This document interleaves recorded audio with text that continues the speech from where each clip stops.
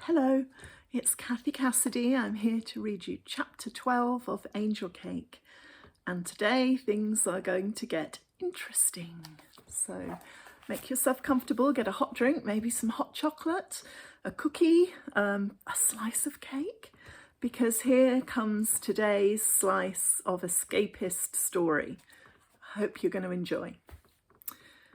If you remember, Anya has been waiting and waiting for Dan to turn up to take her on a guided tour of Liverpool, and he doesn't show.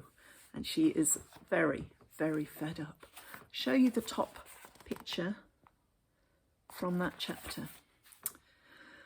There's a faint ringing noise, like the sound of a demented mobile tugging me from sleep. Then silence. I sigh and stretch and drag the blankets over my head, and then it's back. A shrill, chirpy sound, nagging, persistent. I sit up. The room is still, except for Kasha's muffled breathing in the bed across from me. The noise must be coming from outside. It's too thin and reedy to be a car alarm. It sounds more like a bicycle bell. I slide out of bed and run to the window, lifting up the corner of the threadbare curtain.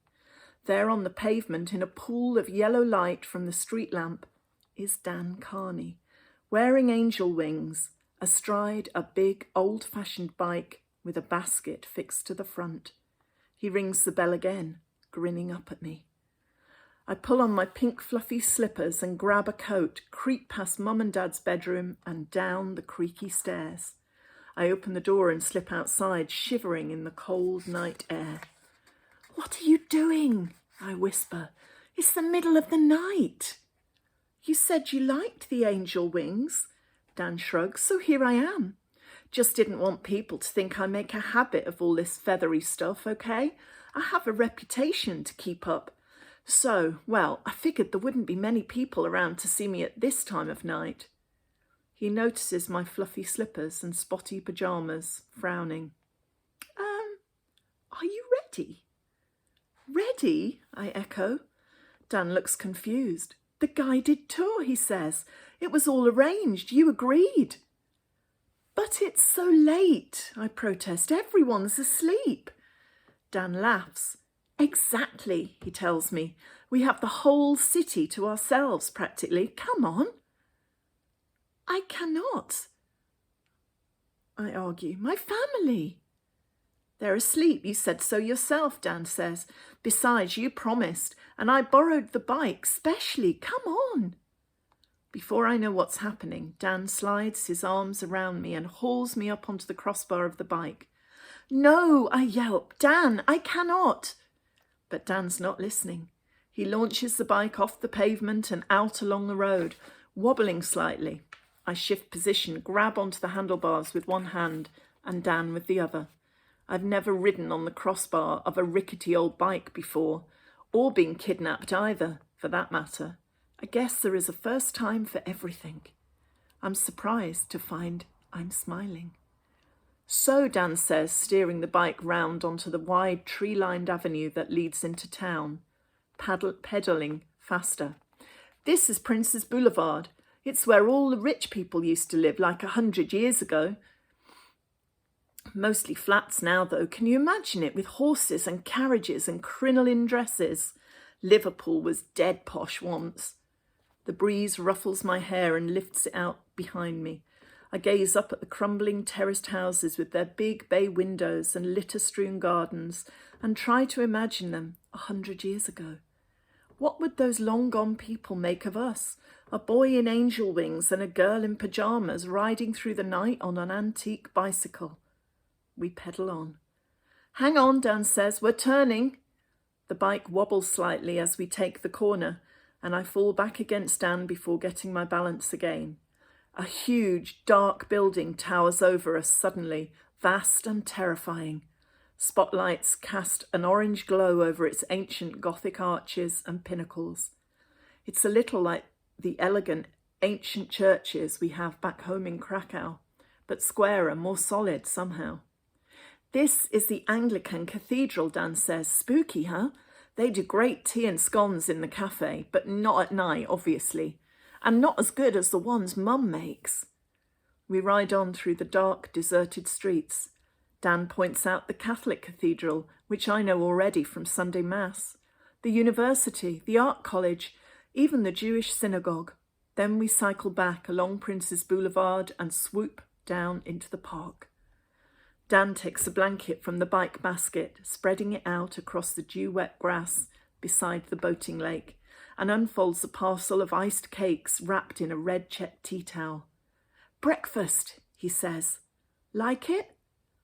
"It's perfect, Dan, thank you." "This is just the start. A taster, if you like," Dan says. He picks up one of the little cupcakes and bites into it, grinning. "There's loads more I can show you. Liverpool is cool, seriously." As I bite into the golden sponge cake and the sweet, melty frosting, I can almost believe him. The sky above us pales and watercolour washes of pink and gold and orange seep over the horizon. Trees that looked skinny and stunted in daylight seem tall and elegant now, their branches silhouetted against the dawn. I guess even the most unlikely places can feel special if you're with the right person, or if you know how to look. Right now, though, I'm tired and worried too. If Mum and Dad discover I'm missing, they'll go crazy. "I must go," I whisper, and Dan just smiles and gets to his feet, shaking out the blanket, lifting the bike upright. As we ride out through the park gates, a little milk float is buzzing its way along the street. Cartons of milk have already been left on the step by the door of the flat. "Hang on to me really tight," Dan says, and I lean into him, waiting for a jolt or a wobble or a swerve. It doesn't happen. The bike comes to a slow, smooth halt outside the flat. "Why must I hold tight?" I ask, and Dan just laughs. "'Cause I like it when you do," he says. "I guess you can let go now, Anya, if you really want to." "Dan," I protest. I slide to the pavement and he adjusts the white feathered wings and rides away grinning. I bend and pick up the milk. The door to the flat swings open and Dad appears, dressed for work. "Anya," he says, surprised. "You're up early. I didn't hear you moving about.